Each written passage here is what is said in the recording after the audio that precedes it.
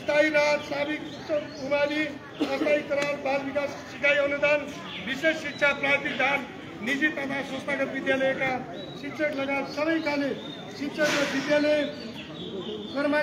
कर्मचारीका मुख्य मुद्दाहरू अब जारी हुने ऐनबाट समाधान हुनै पर्दछ। तर समय बित्दै जाँदा विद्यालय विद्यार्थी शिक्षक र कर्मचारी मैत्री विद्यालय शिक्षा ऐन ल्याउने कुरामा गम्भीर षड्यन्त्र हुन थालेको देखिन्छ।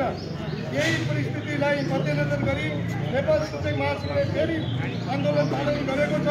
विक्रमसम्म 2081-24 गते पहिलो चरणको आन्दोलन पुरा भएको छ भने फागुन 27 गतेबाट हामीले दोस्रो चरणको आन्दोलन सुरु गरेका छौँ। विगतका सबै सहमति सम्बोधन हुने गरी नयाँ विद्यालय शिक्षा ऐन जारी गर्ने पक्षमा सक्रिय पहल कदमी गरिदिनु हुन आग्रह गर्दछौँ। सर्वप्रथम रश्मि किशोर सुवेदी अध्यक्ष यो पूर्व शिक्षा मन्त्री गोपालमान श्रेष्ठज्यूलाई विदाय दिन हुन हार्दिक अनुरोध। बिन्ती पनि आउनुभयो माथि माथि सदरमा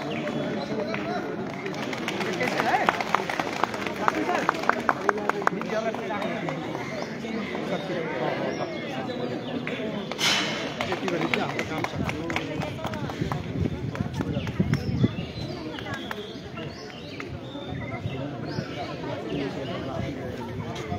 नेपाल शिक्षक महासंघले जुन माग राखेर आन्दोलन गर्नुभएको छ, अब त्यो डायट मागहरू पुरा गर्ने निम्ति तपाईँहरूको सडक आन्दोलनपछि आज हाम्रो पार्टीका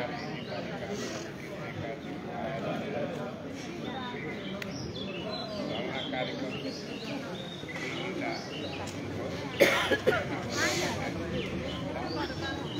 म 74मा शिक्षा मन्त्री हुँदा शिक्षकहरूको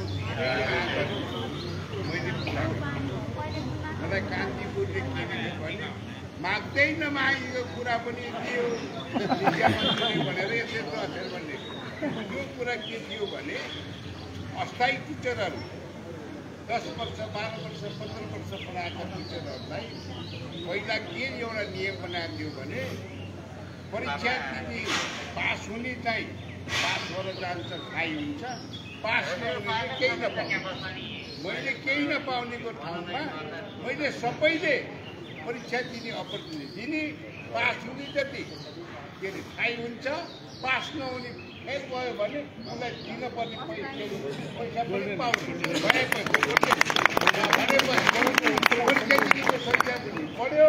जो मान्छे के हुन्छ भनेर कन्फ्युजन थियो, कन्फ्युजन भएका टिचरहरू पनि खाइ त्यति मात्रै होइन, शिक्षा सुधारको लागि धेरै काम गरेको तपाईँहरूको मागको पक्षमा म छु।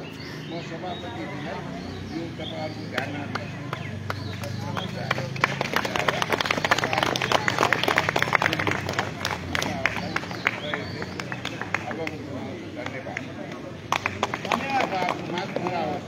शिक्षा मन्त्रीज्यूलाई त्यसपछि आजको यो पहिलो दिनको धरना कार्यक्रमलाई आफ्नो मन्तव्यसहित यो कार्यक्रमलाई यही समापन गरिदिन हुन म नेपाल शिक्षक महासङ्घका राष्ट्रिय समितिका सभाध्यक्ष श्री नानुमाया प्राजुज्यूलाई आन्दोलन परिचालन समितिको पनि संयोजकज्यूलाई अनुरोध गर्दै म पनि यहाँबाट बिदा हुन्छु। धन्यवाद, नमस्कार, जय नेपाल।